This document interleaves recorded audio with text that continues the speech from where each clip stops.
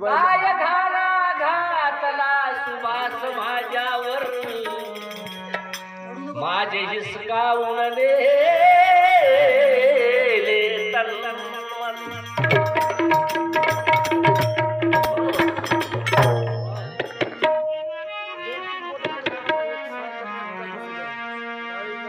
अरे जय जय जय